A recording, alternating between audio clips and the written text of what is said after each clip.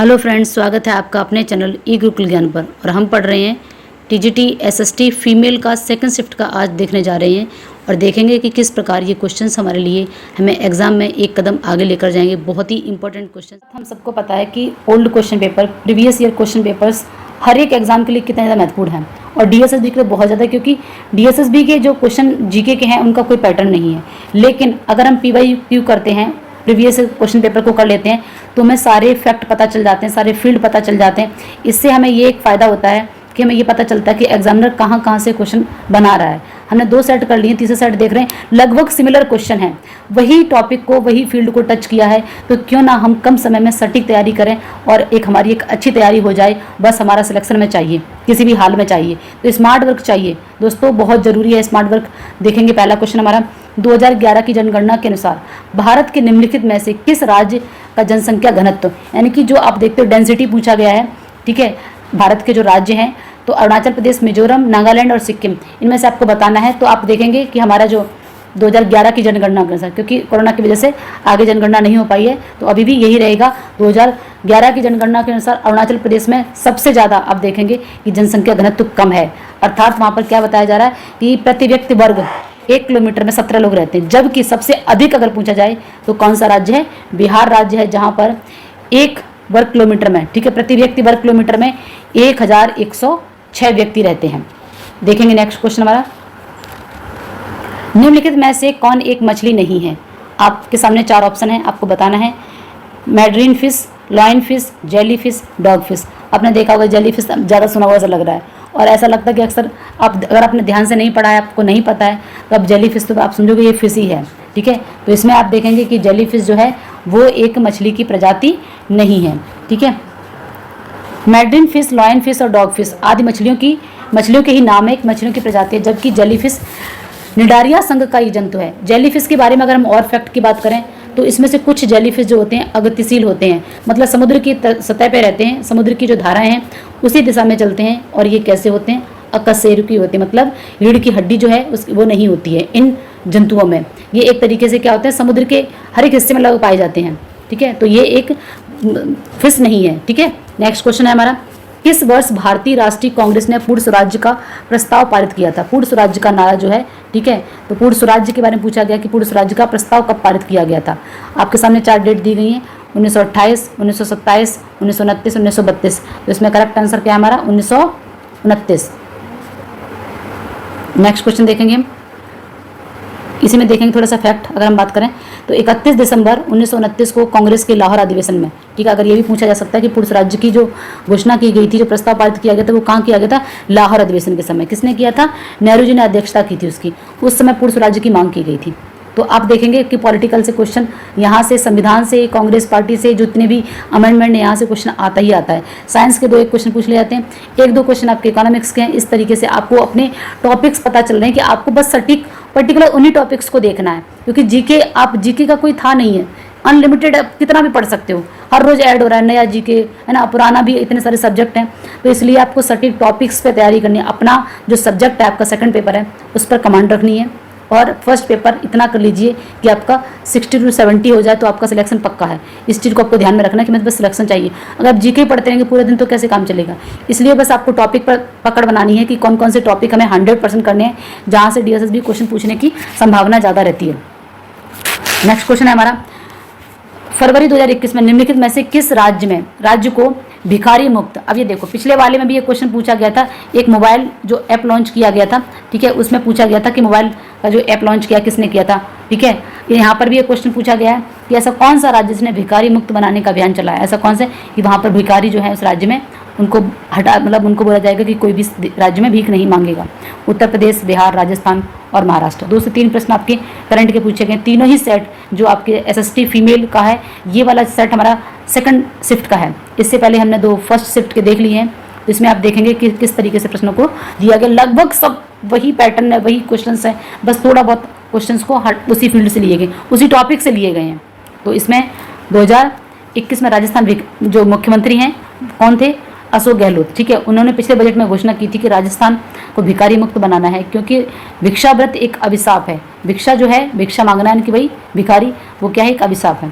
Next question हमारा, कि यहाँ से देखिए, ये आपका मैं बता रही हूँ, ये DSSB का फेवरेट क्वेश्चन है, पिछली बार भी था, इस बार भी देखेंगे। और हर एक सेट में, चाहे PRT, TGT, PGT, किसी का भी आप एग्जाम दे रहे हैं, उसमें मैं आपको पहले बता चुकी हूँ कि आप नॉर्थ इंडिया के और साउथ इंडिया के, इनको आपको रटना है। यहाँ के जितने भी फेस्टिवल हैं, जितने भी, उनको आपको अच्छे से तैयार करना है, क्योंकि यहाँ से क्वेश्चन हर बार पूछता, हर एक सेट में पूछता है। तो मकर बिलक्कू, ठीक है, या मकरा बिलक्कू, इस तरीके से इसका अलग अलग देखेंगे, ठीक है। तो मकर बिलक्कू जो है त्यौहार भारत के किस राज्य में मनाया जाता है? तो ये भारत के किस राज्य का है? केरल राज्य का है। इसके साथ साथ अगर हम बात करें तो यहाँ पर कौन कौन सा है? ओणम, ठीक है, ओणम बहुत ही ज़्यादा फेमस है यहाँ पे। ओणम के साथ साथ अगर आप देखेंगे तो विशु, ये आप नोट कर लीजिए अपनी कॉपी में, यहाँ से बहुत ज़्यादा क्वेश्चंस आते हैं। ये जो मोस्ट है उनको मैं बता रही हूँ। और साथ ही साथ है आपका एक और है त्रिशूर, ठीक है, त्रिशूर पूरम, इनको नोट कर लीजिए आप। और एक और है आपका पोंगल, ठीक है, पोंगल जो है ये भी आपके केरल का ही है। और अरट्टू भी आपके केरल का ही है। तो इनको आप नोट कर लीजिए, ये मोस्ट इंपॉर्टेंट है केरल के, जो आपको याद करना है, ठीक है। चलो नेक्स्ट क्वेश्चन देखते हैं। नेक्स्ट क्वेश्चन है हमारा, किस वर्ष बाल विवाह निषेध अधिनियम पारित किया गया था? आपको बताना है कि जो बाल विवाह अधिनियम है वो किस वर्ष पारित किया गया था। तो आपको 4 ऑप्शन दिए गए हैं, 1927, 1925, 1932 और 1929। आपको अपना आंसर बताना है। तो आपका आंसर क्या है इसमें? 1929 जो है ये आपका करेक्ट आंसर है, ठीक है। इसमें बाल विवाह प्रतिबंध निषेध 28 सितंबर 2029 को imperial legislative council of India में पारित हुआ था, जिसमें लड़कियों की विवाह की आयु 14 वर्ष थी तथा लड़कों की 18 वर्ष तय की गई थी। इसे सारदा एक्ट के नाम से जाना जाता है। ये ध्यान रखना है कि जिस तरीके इसमें बाल विवाह निषेध दिया है, इसी को सारदा एक्ट कहा गया। तो सारदा एक्ट के नाम से ज़्यादातर पूछा जाता है। तो अब दोनों ही एक ही बात है, आपको ध्यान रखना है। या फिर इस तरीके से क्वेश्चन पूछा सकता है कि सारदा अधिनियम के तहत लड़की और लड़कियों की जो विवाह की उम्र थी वो कितनी थी, ठीक है, ये आपको याद रखना है। नेक्स्ट क्वेश्चन देखते हैं, ध्वनि के वेग की निम्नलिखित में से कौन सही है? ये पिछले कुछ सेट में भी इसी तरीके का प्रश्न पूछा गया था, सेम इसी प्रकार का यहाँ पर भी पूछा गया है, ठीक है। तो आपको बताना है कि ध्वनि के वेग की जो तरंगें हैं वो कैसे हैं, ठीक है। तो आपका इसमें देखेंगे ऑप्शन नंबर 4, ये हमारा करेक्ट आंसर है।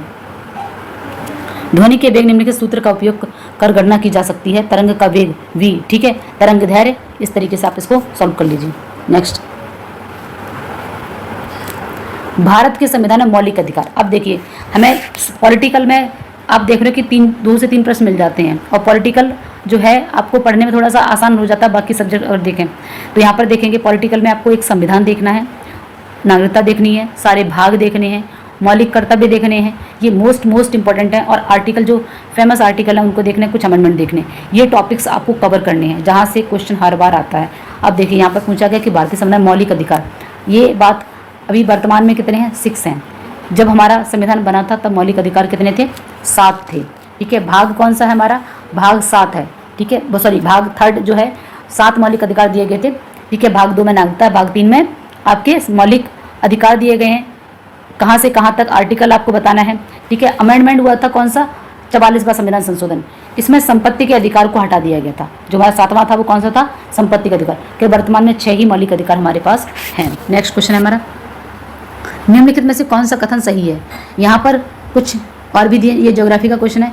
जैसे यहाँ पर पूछा गया कि भीमताल एक प्राकृतिक झील है, दूसरा है गोविंद सागर एक प्राकृतिक झील नहीं है। अब दोनों ही ऑप्शन अगर आप यहाँ पे देखिए, एक प्रश्न और 2 प्रश्न पूछ लिए हमसे। अगर हमें मान लीजिए एक पता है, दूसरा नहीं पता है, तो गलती कर सकते हैं, है ना। अब ऑप्शन में ऐसे दे दिया गया है कि एक सही है, 2 है, दोनों में से। इस टाइप के आप देखेंगे नेट में क्वेश्चन आते हैं, बहुत ज़्यादा आते हैं। DSS भी कुछ इस तरीके, क्योंकि ये क्वेश्चन थोड़े से टफ हो जाते हैं। मान लीजिए आपको दोनों में से एक पता है, दूसरा नहीं पता है, तो गलती होने की संभावना है। इसलिए तो यहाँ पर देखेंगे कि दोनों ही ऑप्शन जो है आपके सही हैं, ठीक है, दोनों ही सही हैं। क्योंकि भीमताल एक प्राकृतिक झील जो कहाँ है? उत्तराखंड में है। और गोविंद सागर एक जो है मैडमेड, इंसान की बनी हुई, ठीक है, मैनमेड झील है, प्राकृतिक झील नहीं है, कृत्रिम झील है जिसे हम बोलते हैं, ठीक है, इंसानों के द्वारा। तो दिए गए विकल्पों में से आपके दोनों ही सही हैं, क्योंकि भीमताल एक प्राकृतिक, जैसे आप देखेंगे उत्तराखंड के लगभग 7 से 8 झील हैं, सबके पीछे ताल लगा, नौकुचिया ताल, भीमताल, ठीक है, खुरपा ताल, इस तरीके से दिए हैं। तो अगर आप उन्हें याद करेंगे तो आपको आसानी से याद हो जाएंगी एक ही जगह, ठीक है। तो भीमताल जो है प्राकृतिक झील है, जो कहाँ पड़ती है? उत्तराखंड में। इसी तरीके से गोविंद सागर एक प्राकृतिक झील नहीं बल्कि एक कैसी है? मैनमेड है, कृत्रिम झील है, ठीक है। नेक्स्ट क्वेश्चन है हमारा, ये भी सेम क्वेश्चन रिपीट हुआ है। आप देखेंगे सेम क्वेश्चन रिपीट हुआ है, पिछले साइड में भी क्वेश्चन था। तो इसका मतलब क्या है? PYQ हमारे लिए मोस्ट इंपॉर्टेंट है। बाकी तो आप देख किसी भी एग्जाम के लिए इंपॉर्टेंट होते हैं, लेकिन अगर आप डीएसएसबी के देखेंगे तो हमारी ये तैयारी के में बहुत ज़्यादा बहुत हेल्पफुल रहते हैं, क्योंकि हमें वही टॉपिक पढ़ने हैं, कम समय में ज़्यादा से ज़्यादा तैयारी हो जाती है, आप एक अच्छे मार्क्स लेकर आ सकते हैं। निम्नलिखित में से कौन सा कथन सही है? फिर से देखिए, आप 3 प्रश्न हमारे सामने आ चुके हैं इस तरीके। प्रश्न 3 है लेकिन क्वेश्चन 4 है। जब 4 प्रश्न आपको पता होंगे तो आप कर पाएंगे इस तरीके से, ठीक है।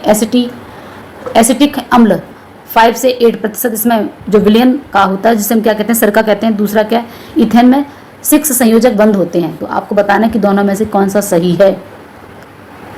इसमें आपका आप देखेंगे केवल एक ही सही है, केवल एक ही सही है, क्योंकि जो आपका दूसरा ऑप्शन है, ठीक है, एथेन में 6 संयोजक बंद नहीं होते हैं, 7 संयोजक बंद होते हैं। कितने होते हैं? 7। इसे आप नोट कर लीजिए, हो सकता है कि नेक्स्ट सेट में क्वेश्चन आपको मिल जाए। तो इसमें 6 की जगह कितने होते हैं? 7 होते हैं।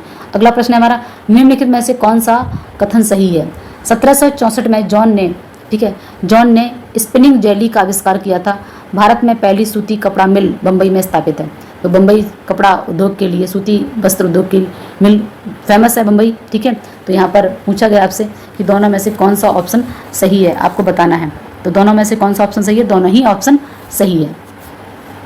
और देखेंगे थोड़ा सा इसके बारे में कि 1764 में ब्रिटिश, ठीक है, कारपेंटर, बढ़ई मतलब कारपेंटर जॉन, ये कौन थे? कारपेंटर थे। इन्होंने स्पिनिंग जेली का आविष्कार किया था। और भारत में पहली सूती कपड़ा मिल कहाँ पर स्थापित की गई थी? बम्बई में स्थापित की थी। अगला क्वेश्चन है हमारा, ये करंट के क्वेश्चन इस तरीके से भी पूछे जा सकते हैं कि जो आपके ओलंपिक गेम्स वगैरह होते हैं जो 4 साल बाद होते हैं, तो अभी वर्तमान में कहाँ हुए, कब पिछला पूछ सकते हैं, और आने वाला भी पूछा जा सकता है। 2026 में एशियाई खेलों की मेजबानी कौन सा देश करेगा? ठीक है, तो ये आपसे क्वेश्चन पूछा गया आने वाला 2026 में जो एशियाई खेल होंगे, जैसे ओलंपिक होते हैं वैसे एशियाई खेल, एशिया के देश इसमें पार्टिसिपेट करते हैं, ठीक है। तो यहाँ पर पूछा गया एशिया के जो है वो 2026 में कौन मेजबानी करेगा? तो कौन करेगा? जापान करेगा। किस कंपनी ने जुलाई 2021 में ऑनलाइन कारोबार के लिए एक नया ऐप शॉप्सी लॉन्च किया है? आपको बताना है किसने किया है। तो ये किया है आपके फ्लिपकार्ट ने किया है। इसमें देखेंगे आप थोड़ा सा कि फ्लिपकार्ट ने जुलाई 2021 में ऑनलाइन कारोबार के लिए, जैसे आपने देखा कि कोरोना के बाद से हमारा ऑनलाइन शॉपिंग का कितना ज़्यादा बढ़ गया है, तो उन्होंने एक नया ऐप लॉन्च किया है शॉप्सी, ठीक है। जैसे शॉप होती है ना, उसी तरीके से आपको समझ लीजिए शॉप, ठीक है, शॉप्सी। नेक्स्ट है हमारा, भारतीय संविधान में न्यायिक समीक्षा की अवधारणा किस देश से लिए? इस क्वेश्चन को आप टिक मार्क कर लीजिए, इस पर स्टार लगा लीजिए। ये टॉपिक आपको रटना है कि भारतीय संविधान में हमने कहाँ से क्या क्या लिया है। ये डीएसएसबी का फेवरेट क्वेश्चन ये वाला, एक आपका त्यौहार वाला क्वेश्चन जो नॉर्थ इंडिया साउथ इंडिया के हैं, साथ ही साथ संविधान में हमने किस देश से क्या लिया है और संविधान के किस भाग में क्या है, मोस्ट इंपॉर्टेंट है। यहाँ से हर बार क्वेश्चन पूछता है। तो न्यायिक समीक्षा की अवधारणा हमने किस देश से ली है ये आपको बताना है। तो इसका करेक्ट आंसर आपको बताना है दक्षिण अफ्रीका, कनाडा, संयुक्त राज्य अमेरिका या फिर रूस। तो हमने कहाँ से ली है? ये अमेरिका से ली है। इसमें देखेंगे कि हमारे संविधान में न्यायिक समीक्षा की अवधारणा संयुक्त राज्य अमेरिका से के संविधान से ली गई है। आप देखेंगे कि उधार का थैला कहा जाता है हमारा संविधान, क्योंकि हमने जितने भी संविधान में जो भी हमने लिए उद्देश्य वो कहीं ना कहीं किसी न किसी देश से हमने लिए हुए हैं। तो यहाँ पर भी नेक्स्ट प्रश्न देखेंगे, स्मारक, ये भी क्वेश्चन रिपीट किया हुआ है, पिछले सेट में भी था, ये फर्स्ट सेट में था और इसमें भी है। तो इसका मतलब क्या है कि अगर ओल्ड क्वेश्चन पेपर हम कर लेते हैं तो लगभग हमारी 60 से 70% तैयारी हो जाएगी। कितनी अच्छी बात है कि ओल्ड सेट लगाने से ही हमारी कम समय में इतनी अच्छी तैयारी हो जाएगी। और बाकी हम टॉपिक्स को पढ़ लेंगे, इससे हमें टॉपिक पता चल जा रहा है, फील्ड पता चल जा रहा है कि किस टॉपिक से कहाँ से क्वेश्चन पूछ रहा है डीएसएसबी, तो हम उस टॉपिक को अच्छे से कवर कर लेंगे। तो यहाँ पर क्या है, सेंट कैथेड्रल गोवा में है और सिकंदरा का किला राजस्थान में। तो आपको बताना, ये तो हमें पता ही, पिछले सेट में भी हमने पढ़ लिया था कि जो सेंट कैथेड्रल ये तो गोवा में करेक्ट है, लेकिन सिकंदरा का किला जो है वो राजस्थान में नहीं है। वो कहाँ पर है आपको बताना है। यहाँ देखिए, ये है हमारा आगरा में। कहाँ पर है ये? आगरा में है, ठीक है। तो याद कर लीजिए सिकंदरा का किला जो है आगरा में है। नेक्स्ट क्वेश्चन है हमारा, 15 जुलाई 2021 के हिसाब से राज्यसभा के वर्तमान उपसभापति कौन है? इस तरीके से कुछ नियुक्तियां जो है वर्तमान में अभी कौन किस पद पर हैं, जो आपके कैबिनेट मिनिस्टर हैं, बड़े बड़े जो पद हैं उनको आपको याद कर लेना है। आपको सुप्रीम कोर्ट के, हाई कोर्ट के, ठीक है, इनके मुख्य जो अधिकारी हैं इनको पढ़ लेना है, क्योंकि यहीं से क्वेश्चन आते हैं। तो आपको बताना है 2021 के हिसाब से वर्तमान में जो है उपसभापति कौन है। आंसर आपको बताना है अपना, ठीक है। तो मल्लिकार्जुन खड़गे, आनंद शर्मा, वेंकैया नायडू, हरिवंश नारायण। तो ये आपके कौन है? हरिवंश नारायण सिंह, ठीक है।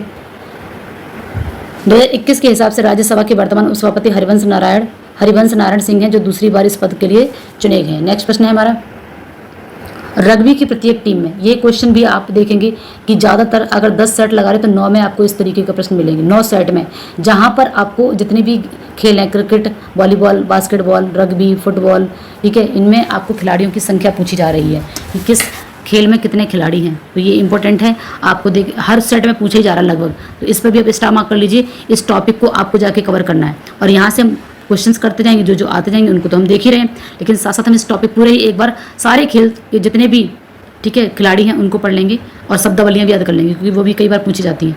तो आपको बताना है कि रग्बी में जो है वो 15, रग्बी फुटबॉल, ठीक है, फुटबॉल विश्व में सबसे ज़्यादा एक सर्वाधिक लोकप्रिय खेल कह सकते हैं। इसमें 15 खिलाड़ी होते हैं, 2 बैठे रहते हैं, 13 खिलाड़ी बाद में खेलते हैं।